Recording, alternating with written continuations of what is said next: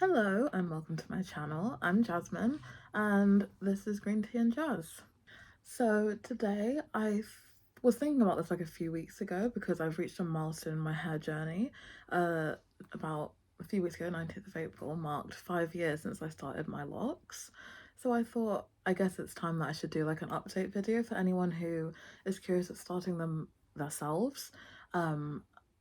Themselves or themselves? I should really know that by now. And it's just a bit curious about what it involves, what the growth journey might look like, just and to answer any popular questions that I've seen online, so that there's just kind of a conclusive video update, because I did my first update, gosh, maybe a year after I'd installed my locks. So that was, I guess, 4 years ago now. So yeah, I will hopefully include chapters in this video so it's a bit easier to click through. I don't think it will be super long because I've covered a lot of things in my previous video too. But yeah, let's get into it. So my hair right now is in a ponytail, so you can kind of see the length, but let me take it out. This is one of my go-to hairstyles these days because I work in a school and we want it kind of out of the face, away from grubby little fingers and stuff. But for some reason, even though most of my hair is like this length, I've got a few weird ones like this that looks like it's only just started to bud when obviously it hasn't. One or two that I think I accidentally cut at the front of my hair, so that's why I've got like, I guess, a side fringe kind of thing going on. But yeah, let me take it out of the hairband. I probably shouldn't be ripping it out like I am, but you know when you like come home after a long day or you're just kind of feeling hot and bothered and the last thing you want is the tension from a hairband. So that's why it's like this right now. I last washed it like a couple days ago, so, and it's been really hot the past few days, and again I've been running around little kids, so not the best kind of thing for locks because it's extra weight, extra thickness, and it's kind of just makes you feel a little bit more hot and bothered, and then if you're sweating and if you can't wash it and blah blah blah blah. But yeah, this is my hair. Let me go into the light a little bit so you can see it a bit better. So it's dyed. This isn't my natural hair color, obviously. But I used, a few years ago, I'd like bleached it, I guess, into a kind of really light brown, and since then I've mainly been dyeing it red, maroon, chestnut, those kind of like autumnal colors, even though right now it's kind of getting into summer. So yeah, this is my hair, this is the length. Let me tie my hair behind so you can see it, put it back, let me turn so you can, hopefully you can kind of see the length of it. So it goes like halfway down my back, I guess. I couldn't tell if you could see that, but yeah. And then obviously when I put it in front it looks slightly shorter, but it doesn't really matter. For some reason I don't really wear it down that much. But yeah, let me move into the light a bit more actually. So one of, I guess the main thing that I should say is, how did I start my locks? So like I said, it's been 5 years and I initially started them as plaits, so like 3 strands.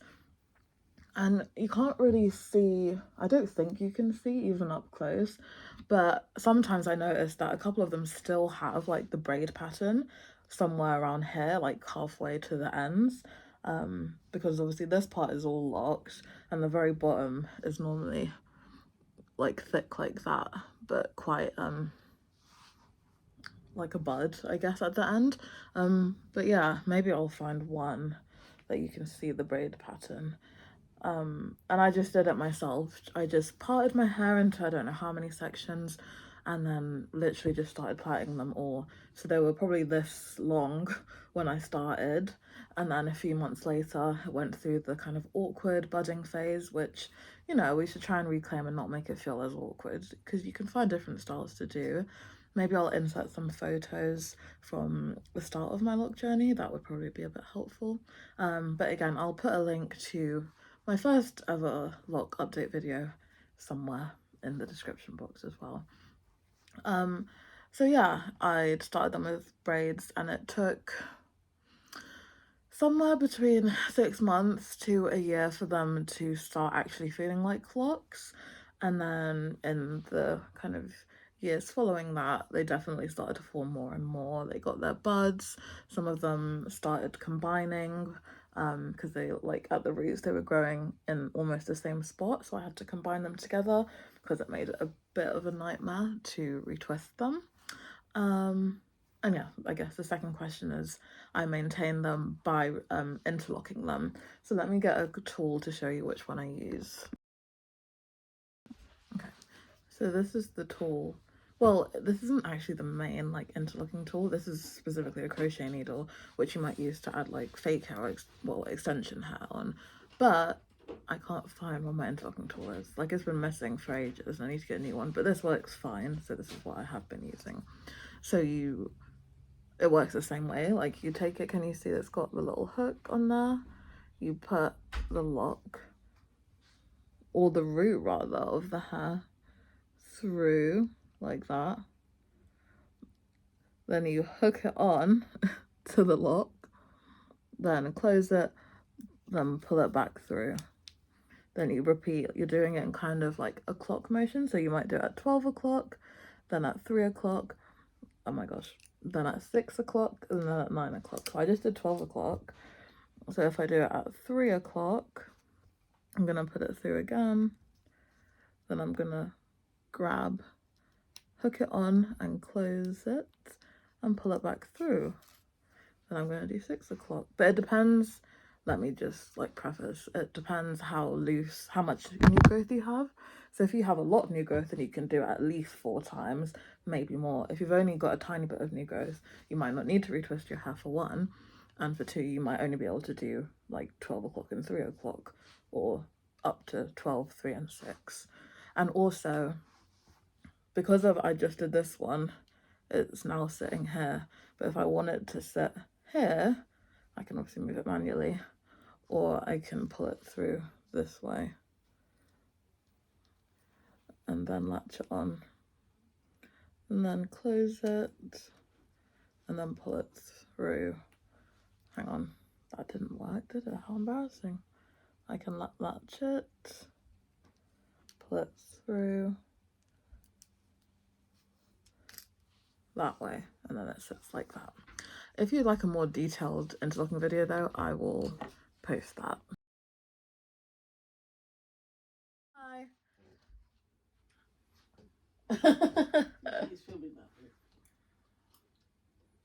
Tammy, do you want to come and show your locks? Tammy, go show your looks. Oh, they look curly. Because I had my hairband on. Oh, okay. So here's my sister, who you've seen on the channel before in some of our vlogs. And so, like I said before, I started mine with 3 strands. Because I took my hairband out.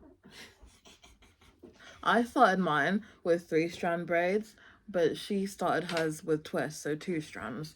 And they're a bit thicker than mine. Mine are not micro locks, I wouldn't say, because they're not small enough, and they're also not like super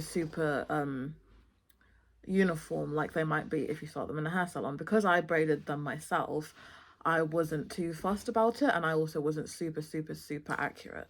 So yeah, so I've got about 200 and something at least, I would say. Damn. And let's have a look at sister. So these are hers. Hers blonde. It suits her, I know. So she's got, what was it, 70 something when we counted that time. So yeah, so they're a bit thicker, but they're still not super thick. But this is nice. It's also, you've got a little bob going on, actually. Oh, yeah, that's nice. So turn around, can we see the back of your hair? I need a retwist. So, ignoring that part. So this is her hair, so it's a bit thicker and a bit fewer, but the partings are quite even, they're quite equal. And hers, when did you start? Was it 2 years ago or 3? 3. Okay, she's 3 years locked. Yeah, because I did them in March. Oh, she's 3 years locked. Happy anniversary. So yeah,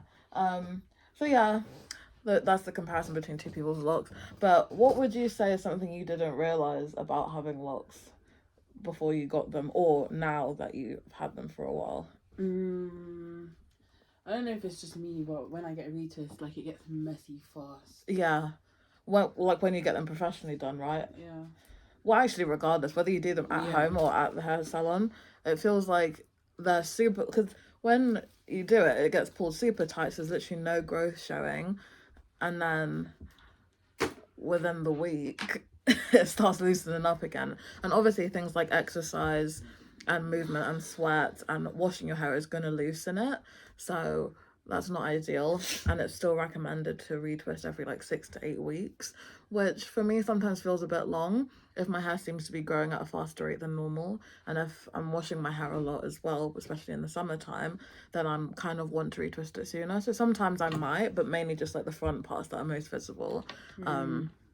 Yeah. There's like so many misconceptions as well, or like not misconceptions, but like someone says something and other people say other things. So like some people will be like, don't put any oils or creams or anything. Don't even condition. Yeah. Like only shampoo, and then if you want something, just spray it with water. Rose water or just something very natural. Yeah. And then other people will be like, no, I oil my locks because my scalp is dry. Yeah. Like, we both kind of get a dry scalp. She a bit more than me, so she's more likely to put oil and stuff in her. Like, pure oils, 100%. Like, what oils do you like to use? Peppermint oil. That smells good. Aloe vera. Yeah, aloe vera I like to put in as well. Because it's good for the scalp. It's good for your face, so it's definitely good for your scalp as well. What else?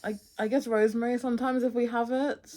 Or I've used that before, I mean. But yeah, minty kind of ones that are kind of fresh. As long as it's 100% and you're not putting it in every, like, all the time.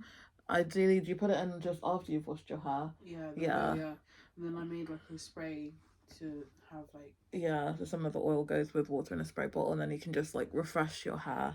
And sometimes I do that with either rose water or micellar water. You know, you can get it for your face, like in Superdrug or Boots or wherever. You can get it in the bottle, like simple micellar water that you can use to remove makeup.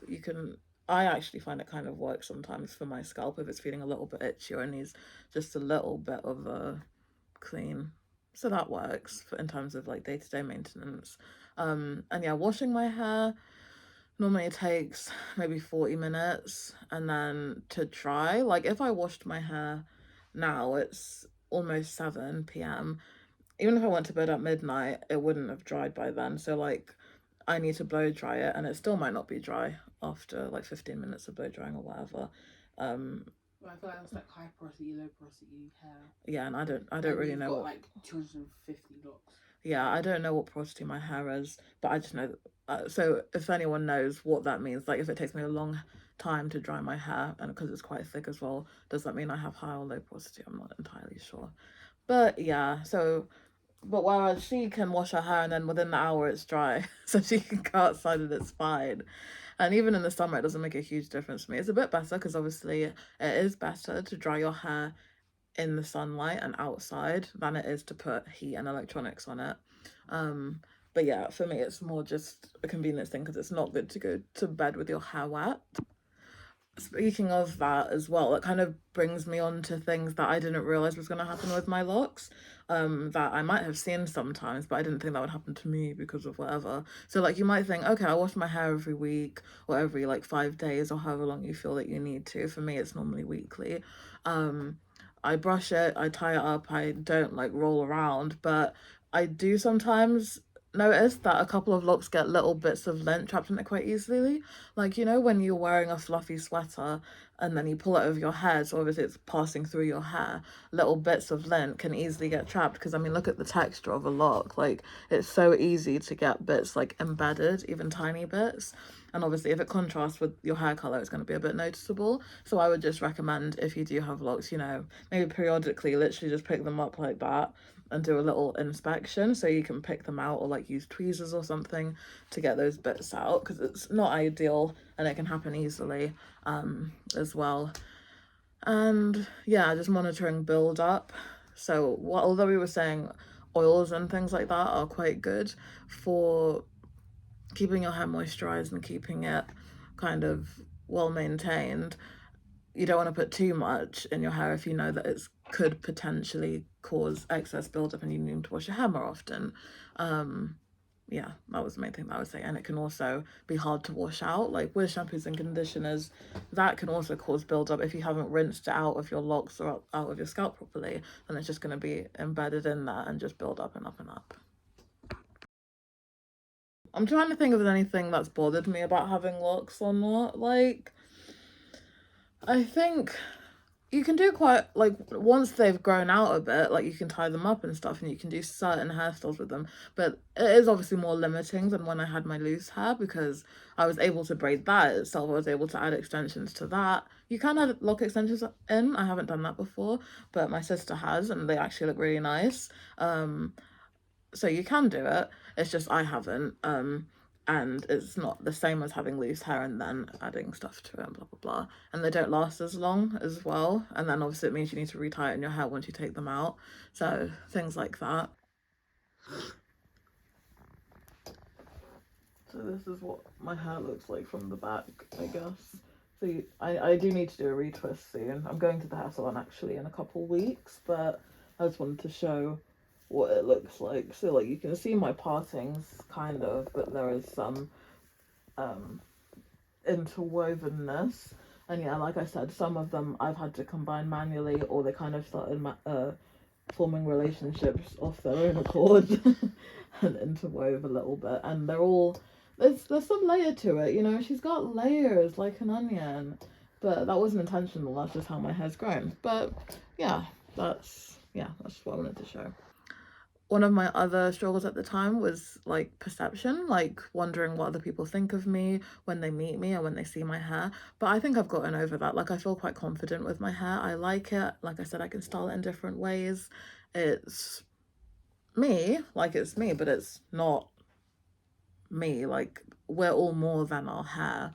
And it shouldn't mean something that someone's got a certain hairstyle. One of the girls in my class who has like afro hair, she said that she wants to start locks when she's older. She's like 9 right now.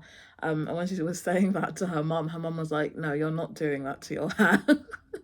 Which is, you know, that could be because her mum just really likes how her hair is right now. It could be because she's got some misconceptions or some prejudice about locks, because there are some stereotypes that come with people who have locks, which I don't fit into, and which lots of people don't fit into either.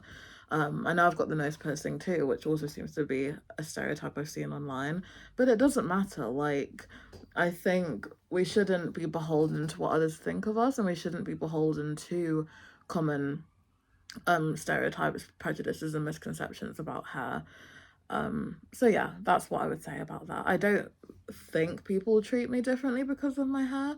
I've had compliments about my hair. I've had people think it's interesting or it looks cool, or oh wow, it's grown so much since I last saw you and stuff like that. I can dye it quite comfortably. That's something I didn't really mention before. But yeah, it's quite easy to dye. It's easier than when I had loose hair because I can just like put it in 4 sections or whatever. Oh, here's another hairstyle. I can put it in like 4 sections and then just get the gloves and literally just run it through my hair, covering all sides of the locks, and leave it, put it in a shower cap, rinse it out for like half an hour, and then it's done. So, and if you'd like a video on how I dye my hair right now, let me know in the comments as well. So yeah, I think that is kind of all that I'm going to cover in this video. But if there's anything else that I haven't covered in this video that you'd be curious about, be sure to leave a comment and I will respond to it. Or maybe I can respond to it through like a YouTube short, because I actually haven't made one of those before, but that would be a faster way probably of passing over a bit more information or expanding on any points that I've made so far. So thank you so much for watching. I hope that this was somewhat useful or informative or insightful in comparison to my last videos on my hair, and I hope you're enjoying the weather wherever you are. Right now it's really hot, so I hope you're liking it if you're in the UK. If you're not, I hope you're having a good week regardless. Thank you, and see you in my next video. Bye!